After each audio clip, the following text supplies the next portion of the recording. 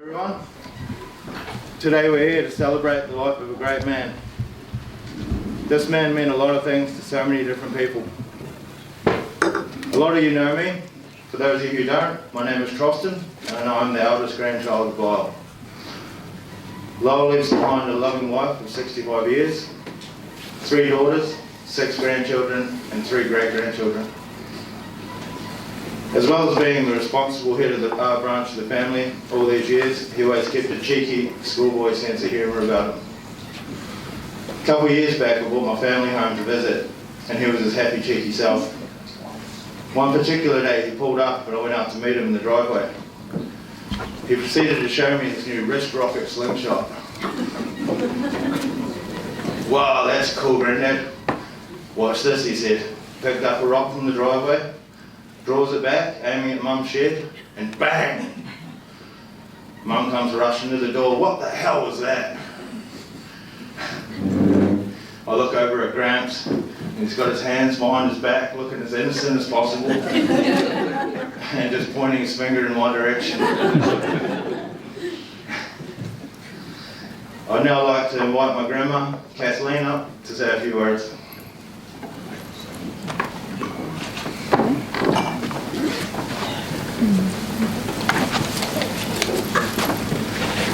You have to bring notes.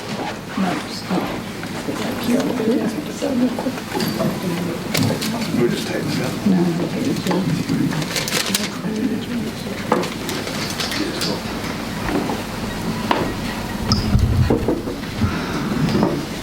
I just wish to say thank you for everybody coming to help celebrate Lyall's life. And thank you very much to my family and also our friends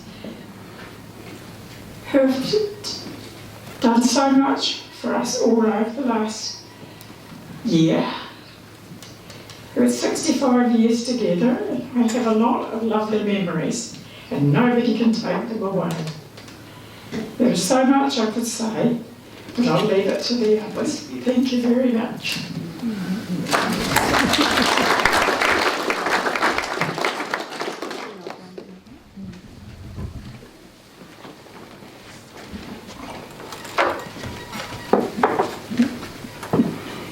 I'm stuck.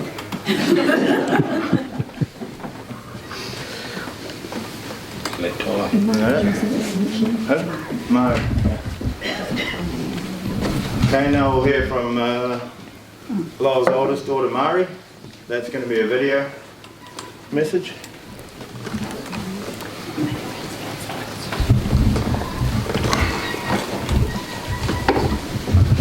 Hi everybody, it's Mari.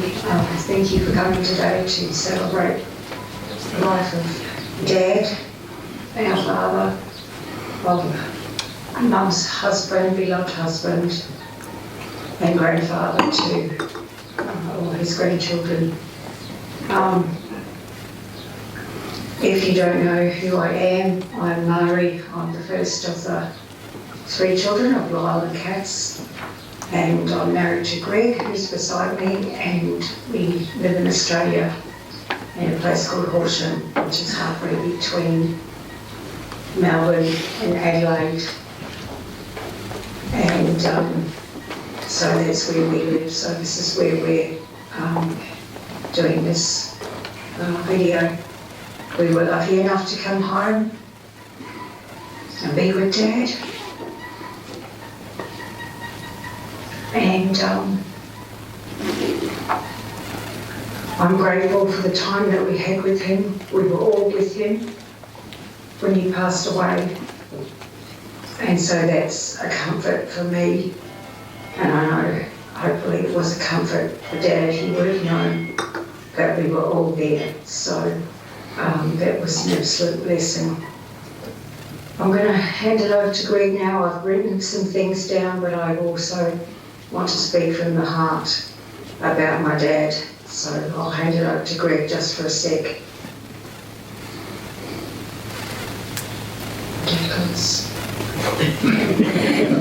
Alright, this is just to raise a glass for Lyall and for all his friendship and comradeship and everything over the years, and I'm sure all of you have got great stories to tell about Lyall today. So all the best to everyone, and here's to Lyall.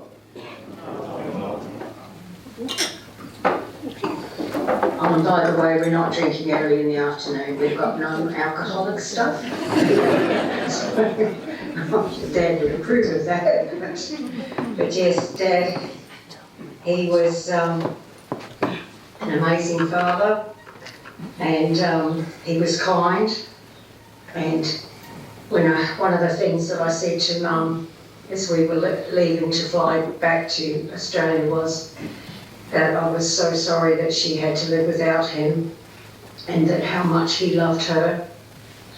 And Mum said, well, he loved all his 4 girls, and he did too. He loved us all.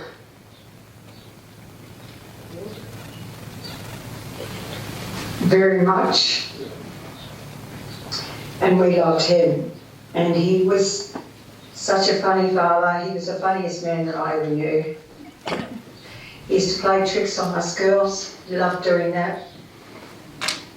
He was always jumping out from different places and scaring us when we were young, and he continued to do that when we were older. I remember being home and I didn't know he had a bike, but I said to Mum one day, oh, there's an old man coming up the driveway on a bike with a hood on in the rain. And Mum said, that's your father. Still to this day I laugh about it, seeing him on an e-bike with his yellow hood and his yellow rain jacket. And I never knew he had a bike, but he had a bike. So another time I was home and I was down at the supermarket, and next thing I'm walking up the road with some of the groceries, and Dad rode past on his bike and yelled out at me and scared the living daylights out of me. He was always popping up doing things like that. Nikki and I went over to Troston's wedding, Mum and Dad went to, and in Norway. And I remember we went into town, and Dad had been into town that morning, and he was obviously coming home. We didn't know, but we were walking along talking, and Dad leaped out from behind an overpass and scared the living daylights out of him. Nikki and I, he was always doing funny things like that. He used to stop lifts in buildings and when we were little and have us all worried and things like that. He was notoriously bad at telling us things that he would make us believe. He had us believe, us girls, that Mum's name was Gertrude Matilda. For years and years he had us convinced that that was Mum's name. And he wouldn't have it any other way. We just had to know that's Mum's name. It's Gertrude Matilda. She just likes to be called Kathleen.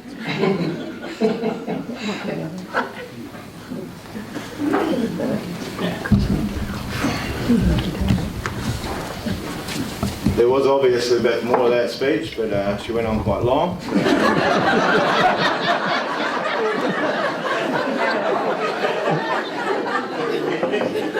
We've had to edit just a little bit out.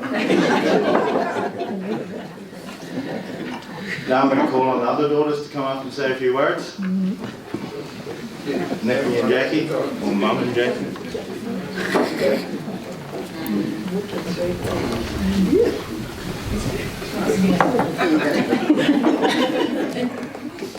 Oh, heels.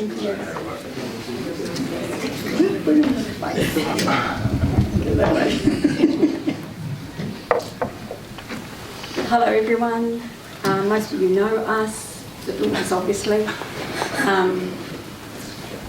Margaret's told a few stories, but we also have some, obviously. Some freezing workers might be here, and I don't know who will remember, but there was a time when Mum couldn't attend a function with Dad, so he asked me to come. And a few men rushed up and they were chatting to Dad. Who's this? Oh, Kath couldn't come, so I bought an escort. My dad had no shame.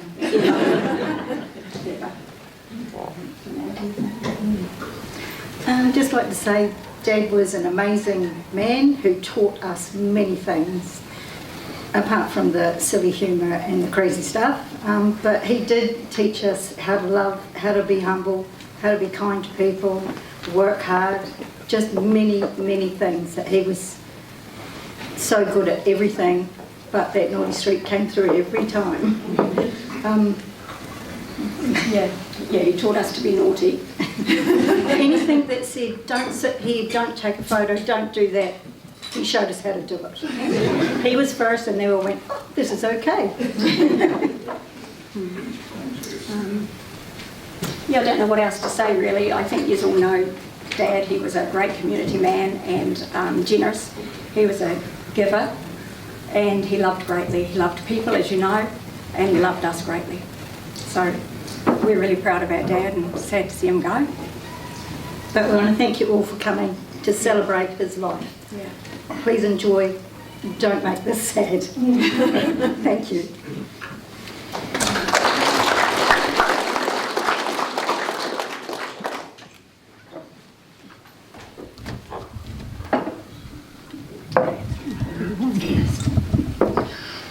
Okay, I'd like to invite one of Granddad's other grandsons up. Only Jackie's oldest son, Joss. Say a few words.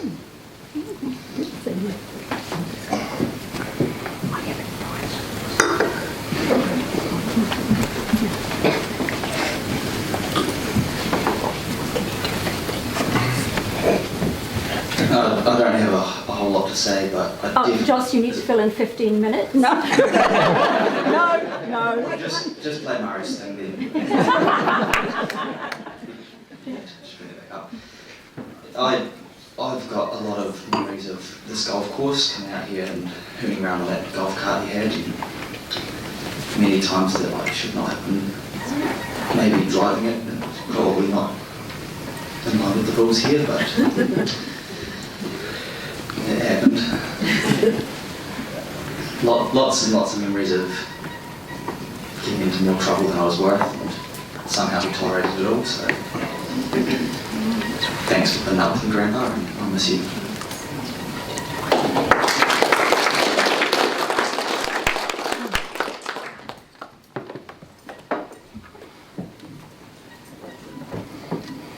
Alright, we're going to round it off with a speech from me. See if I can get through it. I spent so much time with Granddad growing up. We had a lot of great adventures together. He taught me about life, love and laughter. When I was 7 or 8, Granddad took me to see the elephant seal. So we get up to the lighthouse and he hops the barrier to go down. I pause. Granddad, that sign says, do not cross the barrier. Ah, that's for tourists, he said. So we proceed down the cliff. Fast forward to us coming home to Gran, who had guests. I excitedly burst through the door. Gran, we went down and saw the elephant seal, but he wasn't doing anything, so Granddad threw a stone at him. Shh, that's not what happened. I just clapped my hands really loudly to get his attention. Remember? My father's side of the family in Iceland also loved Lyall. Their tribute to him was to help fly me home to be here, for my family and for this occasion. So I bring with me good wishes and love from the other side of the world. My granddad meant the world to me. I'll be forever grateful for everything he done for me in life. Not least the time he gave me, things he taught me, and love he showed me. Love you, Granddad. You're the greatest.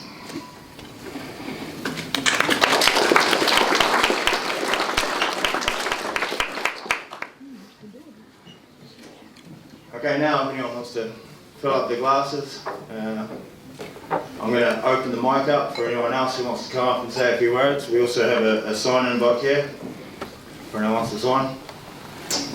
So just have a drink, have a chat. If anyone wants to get up, I'll quiet everyone down for you.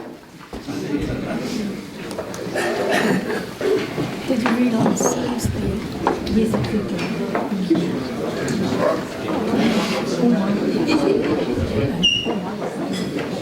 Welcome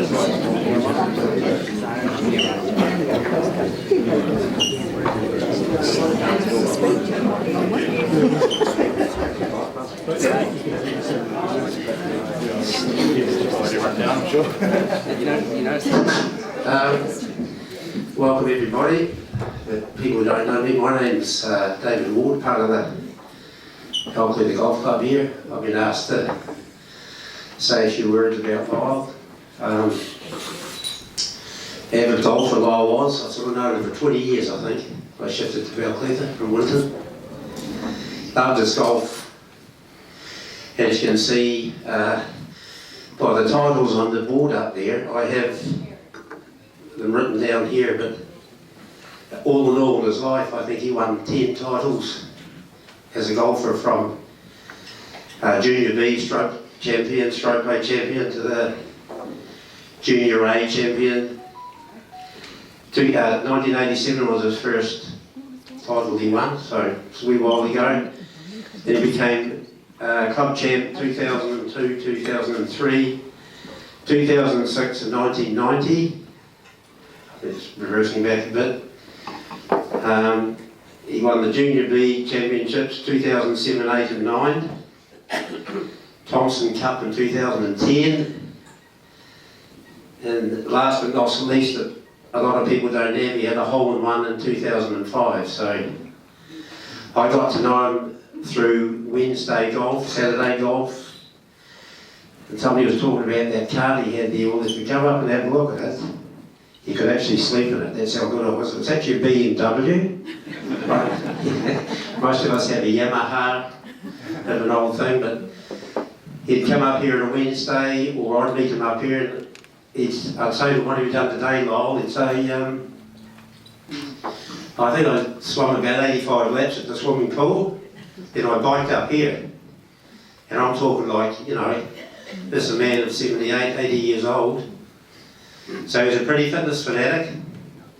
Loved his golf here. He'd drive all over the course. He wasn't a big hitter of the golf ball, but he was very, very talented around the greens, and that's what got him through life to this handicap he was. So it was a pleasure to know you, Lyall. So rest in peace.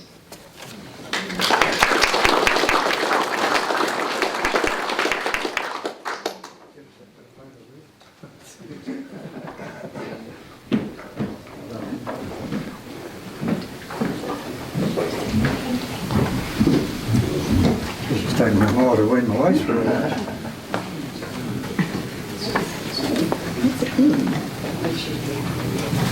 Well, firstly, my condolences to Kath and her immediate family.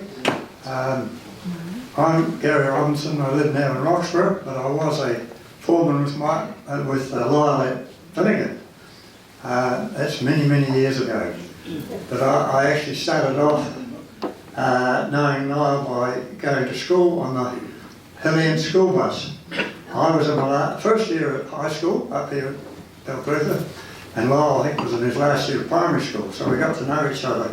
He did play a few tricks there on poor old George Davis, the school bus driver, but George wasn't the best of taking jokes either. He's a sort of a sour sort of bloke, George. I'll go to a fair rack up anyway, I can tell you. And I started at Freezing Works in Lyall's department because I believe he left school and he was at the freezer most of his life, right through. But he was an assistant foreman in the casings with Stuart Friend, and I just started in the casings, working there. And I lived at Lovell's Flat at the time. And I, after about 3 years, Lyall called me into the office. He said, "How would you like to go up into the gut drawer and manage that?" Well, that was the words he said, but I said, "Oh, hell, I don't think I can do that." "Yes, you can, of course you can." So I said, "All right, you'll be on the salary, getting around with the blue tie, Panama hat, overalls." Felt like somebody, really. So I took that job, and Lyall and I used to get up to 1 or 2 tricks. We, in the off-season, it got a bit boring. I had a small farm at home to look after, and I had to stay at Freezing Works right through the winter time and really do nothing. Lyall tried to teach me bridge, but I was a bit thick in the head for that. I love cars, but not bridge. I just couldn't take to it. So he and Alan Palmer and that pestered me to do it, but I had a go, but no, it wasn't for me. So we'd play indoor bowls, we'd just bugger about really in the off season. And Lyall said one day, there's no bosses from the freezing works here, is there? No. Good. Lyall said to me, look, instead of hanging around here, we could slip down to a whacker and have a couple of jugs and a game of pool. And I said, hey, that sounds good. So I had a little pickup truck. So the casings were away out on the road, opposite, away from the freezing works, but on the road to a whacker. So we shot away down there and had a glorious time. And we're coming back, we'd be back at 4 o'clock, was knock off. So about 20 to 4, we're hearing up the road there. God almighty, here's the boss coming down the other way. And he spoiled us. So I thought, oh, Lyall said, this isn't good. It wasn't that bad really. The only thing was a memo came out the next day to all personnel, you must stay at the freezing works until 4 o'clock. So that put the kibosh on that. But Lyall and Kath have been great friends from my late wife and me, and we've had many a great time together. The girls, I can only remember as little primary school girls, really, up in Rosebank, up at opposite the high school. And I don't think I would have known you if I met in the street, so please forgive me if I walk past you. But I met Troston now at last. I heard so much about him. Lyall had him on a high pedestal, and I used to think the envy Lyall going away over to Iceland to see him. But it was wonderful that he got there to do that. And now we've got Troston back up Norway now, is it? Yeah. Yeah, Norway. What's that YAR business? That doesn't sound right. But anyway, that's about it. I won't put anything more the kibosh and nothing else. But once again, my deep sympathy to the family. But I'm certainly going to miss Lyall. He used to call into Roxburgh quite a bit on his golfing trips up through Central. And I'm lucky to be sitting with his brother Ray over there, catching up with some old times. So I'll leave it at that, and rest in peace, Lyall. You certainly deserve it. You've had a great life. Thank you.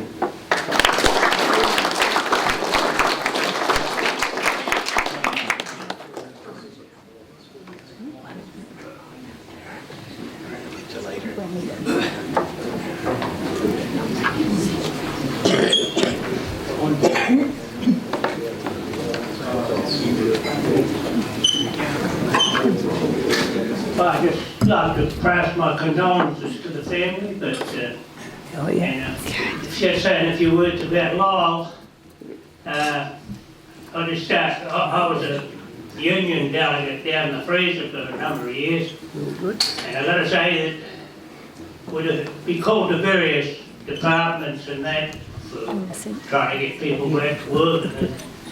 I'd have to say that anybody who couldn't work in Lyall's department was a real no-homer, and they weren't worth looking after.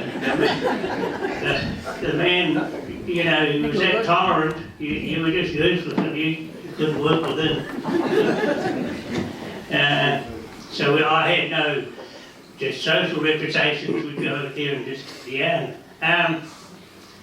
Just on the diving side, I bought a rubber dinghy, and Lyall had one, and we used to be out off the coast all the time. I said to Lyall, it sort of had a bit of trouble under the keel, you know, it's sort of a few rips and things. I'll have to get some sort of hard-wearing rubber, you know, to put underneath. He said, I've got an idea with this, son. I said, oh yeah? He said, come down the freezer, we'll see what we can get. Right, down we go. Into the slaughterman's, what do you call it, dugout, down where they shower. What's going on here? They had non-stick rubber about this wide, strips of it. He just went over, rolled it up, yeah, that'll do you. Tucks it under my wing on the way home, perfect. A couple of days, people come down, Lindsay people, where the hell's that bloody flooring gone out of the slaughterman's dugout? How the hell do I know? He said, it was perfect devoted. Then he had this idea, I don't know if there's a photo here. I got one at home somewhere, I couldn't find the damn thing. He had this idea that the two rubber dinghies had to charge each other. He wanted a photo, the boys would take a photo, and we had a couple of those lining them up, and then bingo, we hit it dead on, and they both are like bananas up in the air. And I just wondered, he got in what he wanted. So he was a good bugger to dive with, and just work with in respect of either side of the fence on the freezer, but everything was good. Not many people like him around. So I just wish the family all the best for condolences and that on behalf of the dive club, which is sort of defunct now, but we've all got old.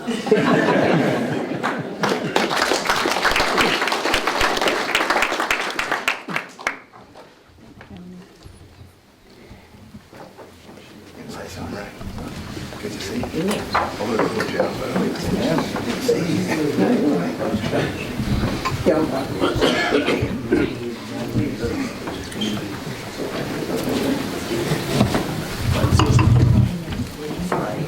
Let's go.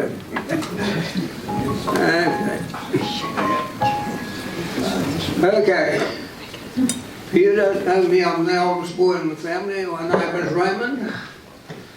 And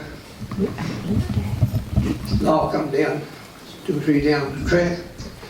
So, but as a family, we lived on a farm, and one of the things was riding horses, going out and looking at sheep when we had the weekends. And we had both a island block, it was a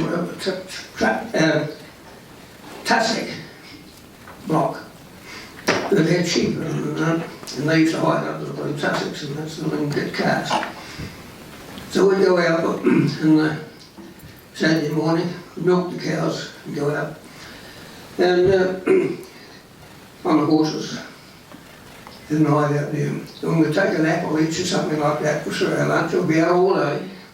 We wouldn't come back till about 5 o'clock at night, and we'd have to milk the cows again. So we were happy if we stayed out long enough to have to milk the cows, but that didn't happen. Anyway, we had a lot of fun as kids. We did things we really shouldn't have done, but we did them. But a lot of Lyall's antics, if you like, were humorous, and he had a knack of getting something done, or spells it out to people that was a bit of humour in it, and so it didn't rub off on me. But he used to laugh at a lot of things that were sort of an accident type of thing, but he laughed it off. And so, I remember one time we were going out and it was raining, and you had to go catch your horses. And Lyall's horse, and it kept running around the paddock and you couldn't catch it at all. So he says to me, I'll come out with you. So I said, oh, that's okay. So we're saddling up. What's he do? He leaps up on that onto the saddle, and I had to hop up behind. And then what did he do? He kicked the horse in the first gear, and away it went, and I went over. I said, back of the thing. He laughed like I was, that's a great joke. But that's the sort of thing that Lyall was, he was very,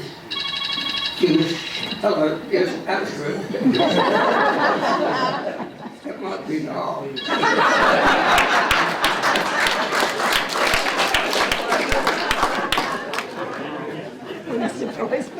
Another thing, he played golf and that sort of thing. I never understand how Lyall actually kept the golf ball together. Terrible as bloody stance. And they sort of hunched over and banged, but he was playing all right.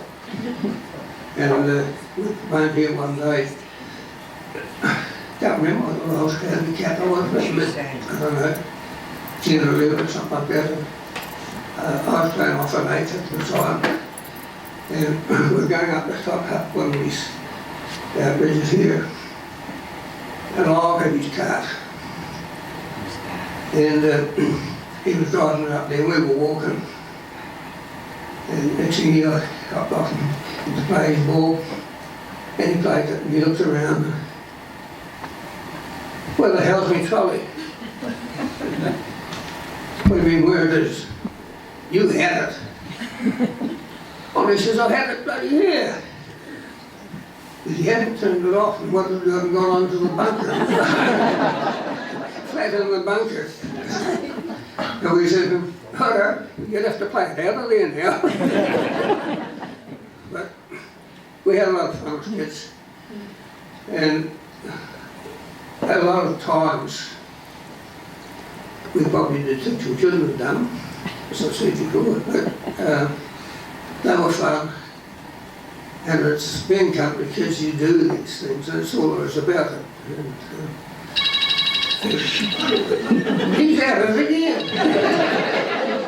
He wants me to stop, I don't know. He lost my thought. But he, so where did he get to?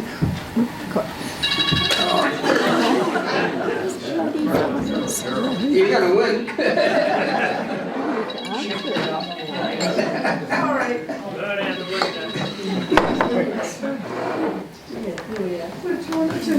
That's that new phone. That's so boring. Thank you.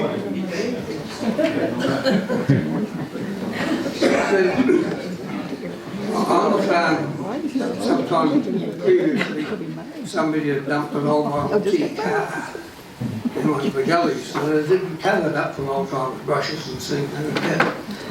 And we found and dragged it out, and just the chassis bit, the motor we got. We got a go of him.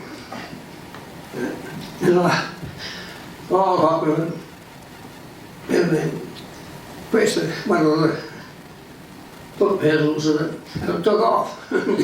Going like hell, and went straight into the gorse bush. Of course it was open, and he was going out. But he had a lot of fun with that. I haven't the faintest idea what happened to it in the end, but it's probably still buried up there somewhere in the hill end on the farm.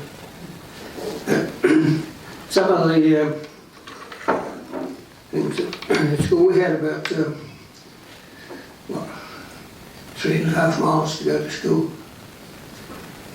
And sometimes we rode horses, because we had a horse paddock at the school, because of a lot of the students and so they lived quite far away from it. And they rode horses, so we did. Not on wet days, we walked on that because you didn't go on a smelly horse on a wet day. It's not good, because we didn't have saddles on them. We just got them through a sack over and climbed on that. So, I think back that they were the best years of our life. And we've got these people here, these citizens in front here, somewhere out there, that are the product of Lyall's life. Him and I were always good friends. He was, we had a brother between us, but for some reason or other it was Lyall and me, and as we used to do things together. And I miss him. I think he must miss me too, because the phone keeps going. Anyway, that's about all I can say. I just didn't know that we went a lot. Bitch. Okay, thank you very much.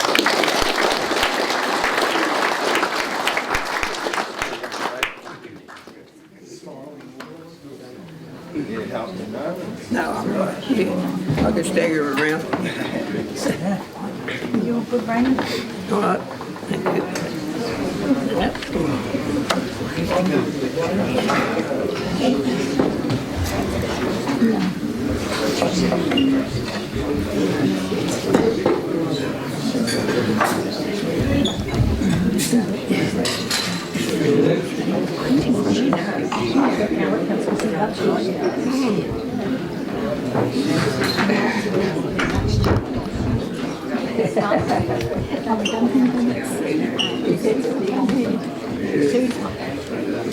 So for anyone who doesn't know me, I'm Sue Udy. I was Carter, so Garth and Barb's daughter. And Lyall was a huge part of my childhood. I can't remember many childhood holidays, adventures that Lyall wasn't part of. And like everyone said, he was just a constant source of amusement and tricks. I can't remember how many times I've been tipped out of a rubber duck because he thinks it's hilarious to do a sharp turn when you're not holding on and asks you out into the middle of nowhere. I can't remember, you know, how many times he has just made you laugh constantly. I can remember being held up in Sailor's Rest at Stewart Island because the sea was rough and so all the boats are there together, and after dinner people are saying, well, Bill, well, some water, well, someone better clean up, and he just goes, oh, bugger that, and throws everything over the side. It's a bit sad with the hangover the next morning when he had to die for it all. But that was his standard. As I got older, you know, and they got older, and the adventures kind of changed from when they were young, and it was diving, and then it was more fishing, and then, you know, age-appropriate sort of activities, golf and for Lyall bowls. But one of the things I loved when I come home, and I used to say to Mum, you know, because I've been away from Clutha for 25 years now, but if I was coming home to visit, I'd say, make sure Lyall and Kath are coming up on Sunday afternoon for a beer or a drink, because I just love it when they'd get talking about their adventures. And I think, my God, who could believe, you know, Dad went earlier this year and Lyall now, who can believe that they got this far? They burnt through their 9 lives so long ago. But, you know, I know, you know, when Lyall was sick, and I just text Jackie a message to say to Lyall, because what an absolute privilege and an honour to have him as a part of my childhood. And I think there are a lot of people that, you know, that some people love and some people don't, and I think most of us have that, people in our lives that don't like us. I can't believe that anyone knew Lyall and didn't love him, and that he didn't feel the same for them. What an absolute privilege, and he will be so missed, and what an impact he's had on us, and how blessed we are to have had him in our lives.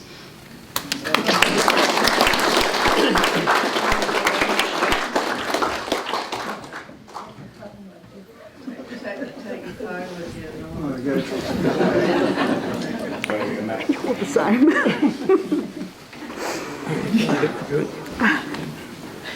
Thanks. So look, just get up and help yourselves to a drink. This might take a while.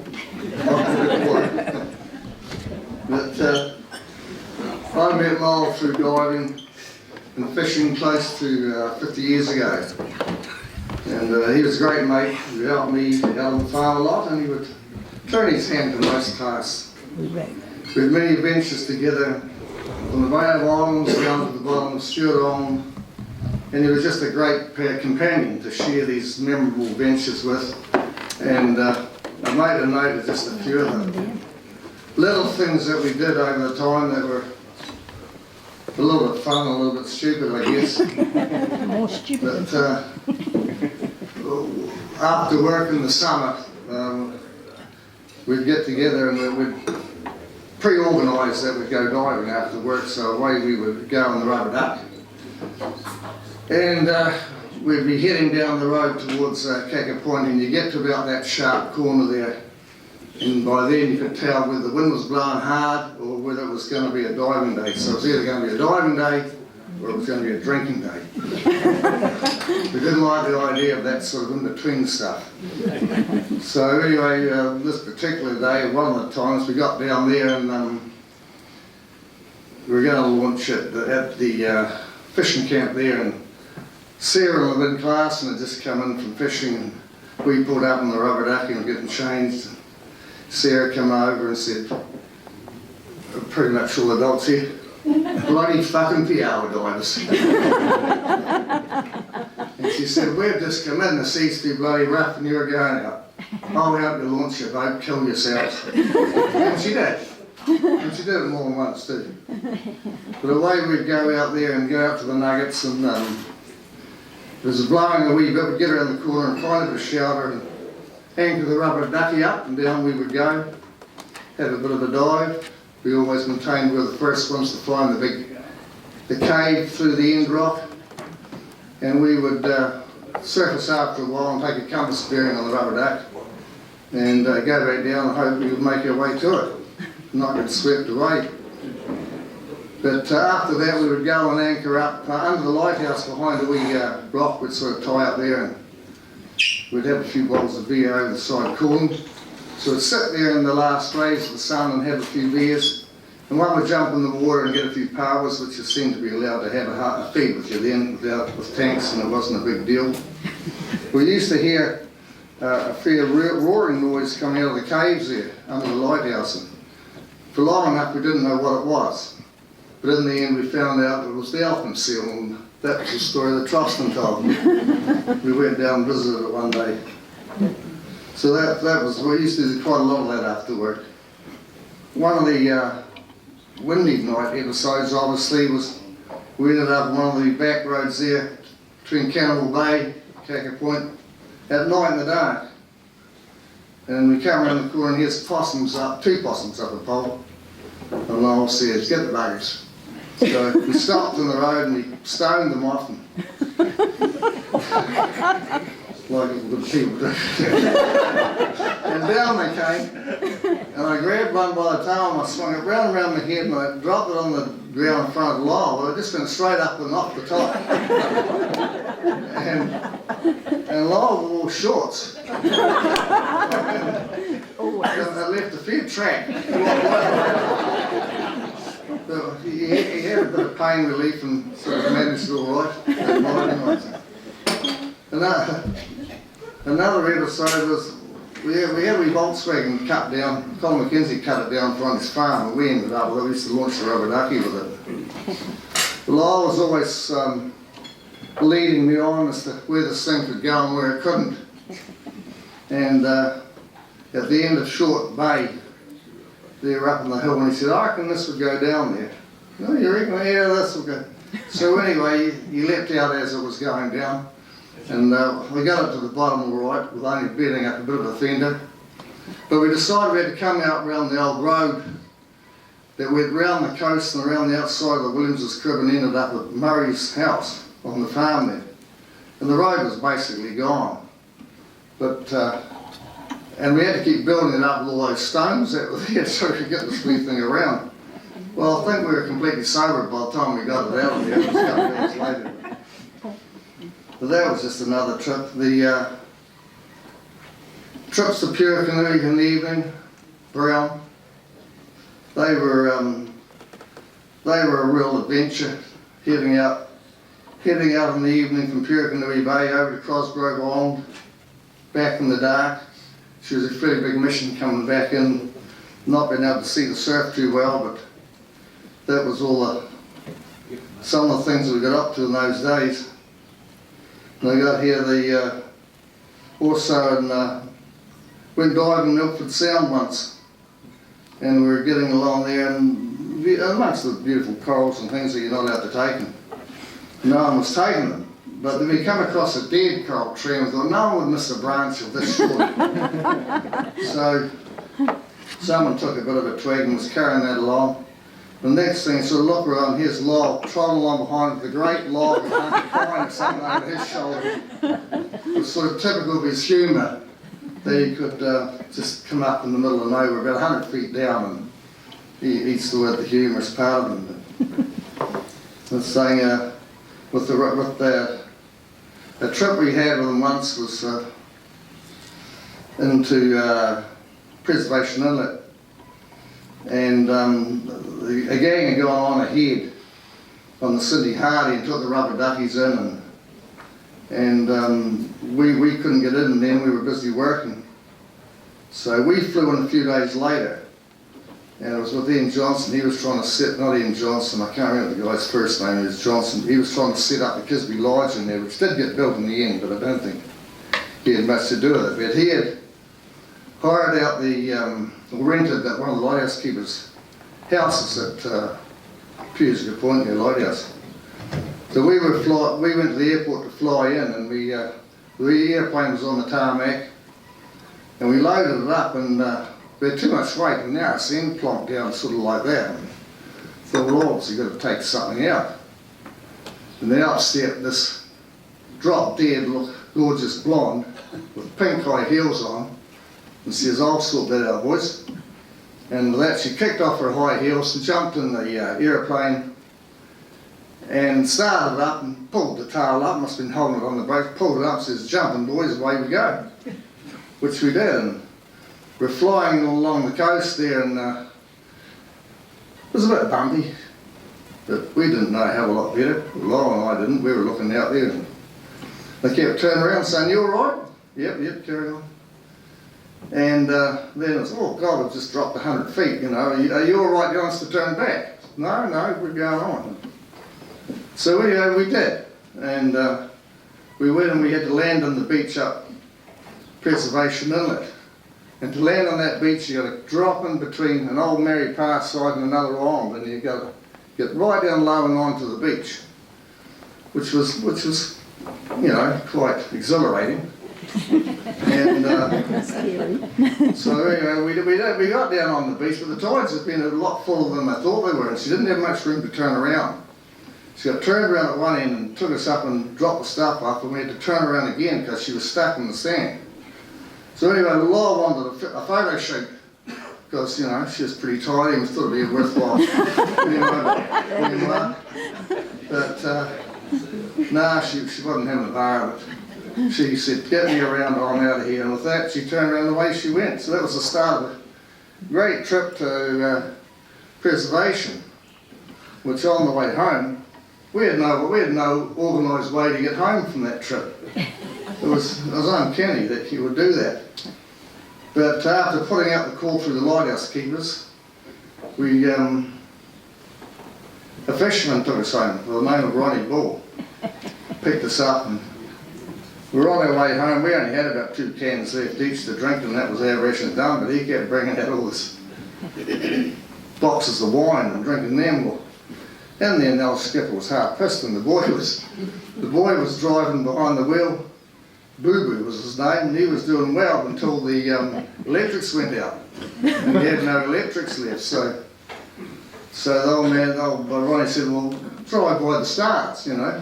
Well, you know, he couldn't do that, so Ronnie drove in there, but we had all the wine. Knew damn well if we didn't sober him up, we were never going to get back into Riverton, because that was half a, you know, it's a long way away from Preservation to get across to Waiwai Bay and into Riverton. We got in about 2 o'clock in the morning, and it ended a great trip. It was just I don't know, a great trip to have. And this, you know, we had the rubber duckies there. Everywhere we went, we had the rubber duckies. I went right round Stewart Island with Garth and Lyall with rubber ducky. We went over to Stewart Island and back, and they did numerous trips. So we're just all a part of a great. It was just a pleasure to be a part of that life that Lyall and I shared and enjoyed. So I just wanted to share that with you. Thank you.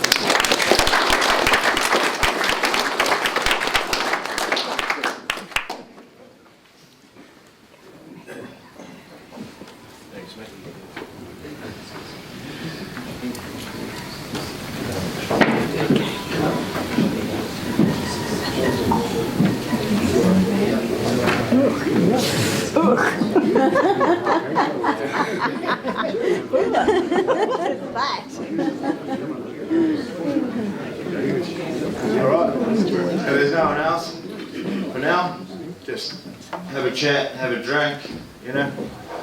Think about this guy. I see a few photos up there. He was actually the best man at my wedding, you know. That's how much he meant to me, so. Have a drink, have a chat, If anyone else wants to come up, come up. Cheers. Yeah.